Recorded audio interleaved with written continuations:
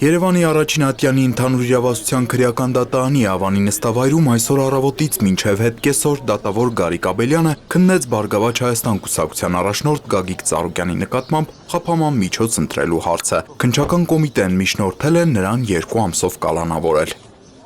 Ժամը 15:30-ից հետո հայտնի դարձավ, որ Բարգավաճ Հայաստան կուսակցության առաջնորդ Գագիկ Ծառուկյանին կալանավորելու միջնորդության քննությունն ավարտվել է։ Դատարանը հեռացել է խորհրդակցական սենյակ։ Լրագրողներին այս մասին հայտնեց Գագիկ Ծառուկյանի պաշտպաններից Երեմ Սարգսյանը, հավելելով, որ որոշումը հրապարակելու ժամի մասին դատարանը նախապես կտեղեկացնի։ Սարգսյանը նաև մանրամասներ հայտնեց դատարանում տեղի ունեցած նիստից։ Իրենք անում են այն, ինչը որ հրապարակային հայտարարվել է, որ պետք է արվի ու շարունակական անում են։ Ներկայացնում ենք ապացույցները։ Կոնկրետ Իրանի Իսլամական Հանրապետության քաղաքացին մյուս դրվագով ասում է, որ Ծառուկյանը ինձ չի խաբել,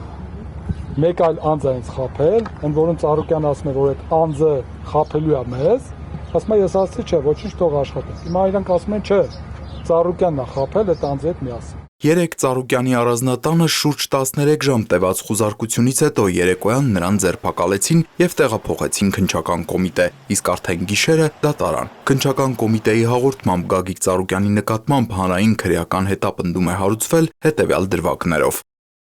Քննչական կոմիտեի տնտեսական հանցագործությունների եւ մաքսանենգությունների քննության գլխավոր վարչությունում քննվող քրեական վարույթներից մեկով փաստական տվյալներ են ձեռք բերվել այն մասին, որ Գագիկ Ծառուկյանի կազմակերպմամբ մի շարք անձինք 2022-ից 2024 թվականների ընթացքում առերևույթ կատարել են առանձնապես խոշոր չափերով խարդախություն եւ առանձնապես խոշոր չափերով փողերի լվացում։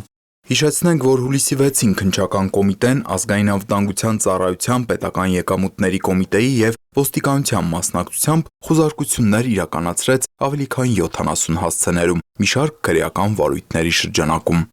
Միաժամանակյա խուզարկությունների արդյունքում հայտնաբերվել են քրեական վարույթի համար նշանակություն ունեցող փաստաթղթեր, առարկաներ, այդ թվում հափշտակված տրանսպորտային միջոցները։ Ըստ վարույթի տվյալների 2022-ից 24 թվականներին ենթադրաբար Իրանի քաղաքացիների եւ ընկերությունների մասնակցությամբ իրականացված գործարքների շրջանակում պատճառվել է առանձնապես խոշոր չափերի գույքային վնաս։ Նույն քրեական վարույթի շրջանակում ձերբակալվեց եւս մեկ անձ, իսկ մեկ այլ անձի նկատմամբ հայտարարվել է հետախուզում։ Ծառուկյանի պաշտպանական կողմը մեղադրանքները որակեց աբսուրդային եւ ծիծաղելի, պնդելով, որ այն գործերով, որոնցում ըստ փաստաբանի Ծառուկյանը կամ նրա հետ փոխկապակցված ընկերությունները պետք է ճանաչվեին տուժող, այժմ նրան տվել են մեղադրյալի կարգավիճակ։ Ինքը Գագիկ Ծառուկյանը 3 գիշեր մեղադրանքները համարեց ամբողջությամբ շինծու։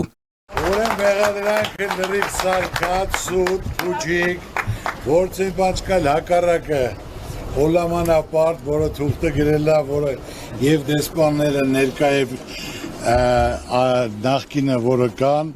որ բոլոր սարկած փուջիկը, որից մի բան չկա։ 100% դա ասենք թե ապացուցում։ Ստամեն ինչ պարզկալ է։ Մեր հետ ենք Ես իմ գործունեության թե որպես լրագրող գործունեության թե հետագայում նաև ազգային ժողովի պատգամավոր եղած ժամանակահատվածում չեմ հիշում որևէ այսպես գործ, որը այս կարգի դատարկ մտածածին ու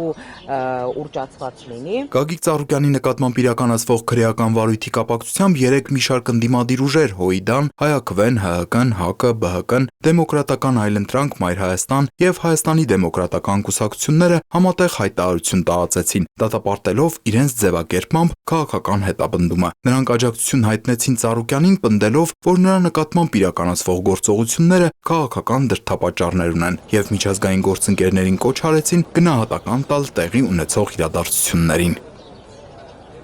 Նման գործելավոճը ծանր հարված է հասցնում ոչ միայն երկրի քաղաքական համակարգին, այլև տնտեսությանը։ Սեփականության իրավունքի ոտնահարումը, խոշոր ձեռնարկատերերի տնտեսական գործունեության նկատմամբ ճնշումները եւ իրավապահ մարմինների օգտագործումը որպես քաղաքական պայքարի գործիք անխուսափելիորեն կհանգեցնեն գործազրկության աճի, ներդրումային միջավայրի հետագա վատթարացման եւ տնտեսական անկայունության խորացման։ Սա ընդդիմության վերացման գործընթաց, որը հայոց պատմության մեջ եղել է մեկ անգամ եւ դա եղել է 20-ական թվականներին, ուղիղ 100 տարի առաջ սրանից, երբ որ բոլոր ընդդիմադիր գործիչներին կալանավորեցին, այնուհետև փակեցին կուսակցությունները, հետո փակեցին լրատվամիջոցները, այսինքն ամեն ինչ, ինչը որ դեմ էր արտահայտվում օրվա այդ քաղաքական գծին, բոլորն անցան ընդհատակ։ Հիմա կարծես թե նույնը տեղի ունենում մեզ մոտ։ Տնտեսական հնարավոր վտանգներից այսօր խոսեց նաև ԲՀԿ մամուլի խոսնակը։ Իվետա Տոնոյանի փոխանցմամբ երեկվանից կապարակնքվել են Multigroup կոնցեռնի կազմում ընդգրկված տասնյակ ընկերություններ, այդ թվում ռեստորաններ, գործարաններ, 10,000-ից ավելի աշխատակիցներ մատնվել են հարկադիր պարապուրդի։ Նրա գնահատմամբ այս ամենը կարող է լուրջ վնաս հասցնել երկրի տնտեսությանը։ Ես պարզապես ուզում եմ հասկանամ, թե տնտեսության ողնաշարը կոտրելու հետևողական այս նախաձեռնությունը